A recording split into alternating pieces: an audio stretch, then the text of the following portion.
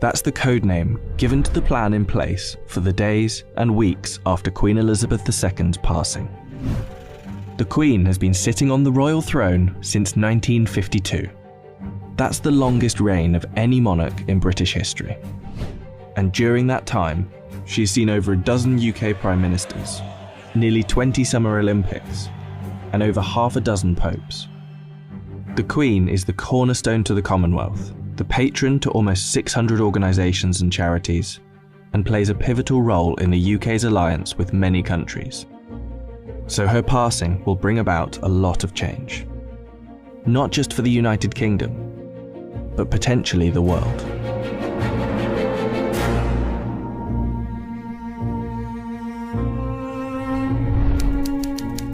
Her private secretary, the Right Honourable Edward Young, will immediately pass a message on to the acting Prime Minister at the time. That message will likely read, "London Bridge is down."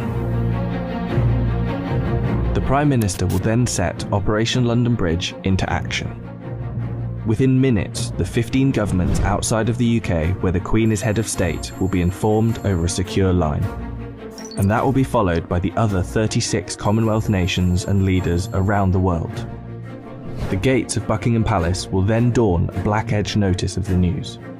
At the same time, a newsflash will alert media around the world. Every media outlet is prepared for the news. Every radio station has a network of lights that will flash to indicate a national catastrophe such as this. All BBC shows will stop and proceed to run a feed dedicated to the news. Newsreaders will change into the black suits and clothing that is on hand at all times in the news studio, and the traditional red BBC News branding will turn black. Newspapers, TV channels and radio stations have days of coverage ready to go. On the same day as her death, the Queen's eldest son, Charles, will immediately become king. And it's reported that the stock exchange, businesses and shops across the UK will likely close for the day out of respect. The day after the Queen's death, on a live stream, Charles will make his first official speech as king. And the government will swear its allegiance to the sound of a 41-gun salute in Hyde Park, London.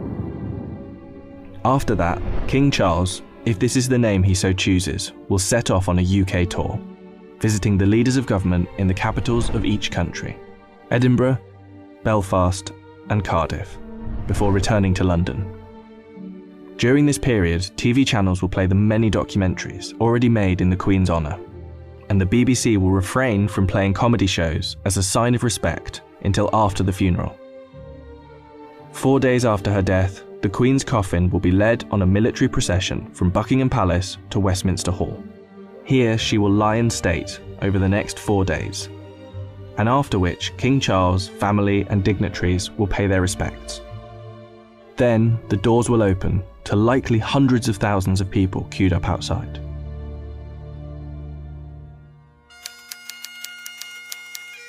The funeral is estimated to take place 10 to 12 days after the Queen's passing. But one thing is certain, the day of the funeral will be an official bank holiday for the whole of the United Kingdom. The stock exchange will close for a second time in under 2 weeks, and many businesses will follow suit. At 11 AM sharp, the bells of Big Ben will chime, the country will fall silent, and the coffin will be brought inside Westminster Abbey, where 2,000 specially invited guests will bow their heads in prayer.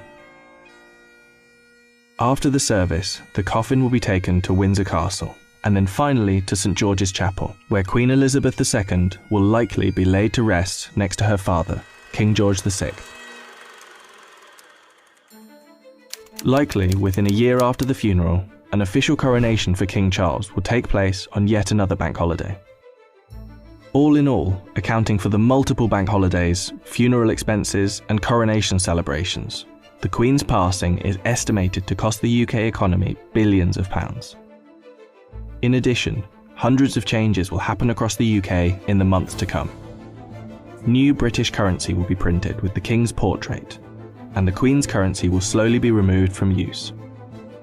The same will happen for stamps, passports, and police and military uniforms, and the national anthem will be changed to God Save the King. Not to mention how the world and Commonwealth will react to the new king could alter the British royal family forever. For example, there is growing support in Australia for the country to become a republic, and the Queen's death could heighten that support.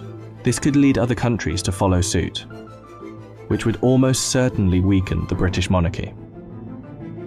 This scenario will one day be upon us. Operation London Bridge will be triggered, and arguably the biggest funeral of our lifetime will be witnessed around the world. This will be the end of an era.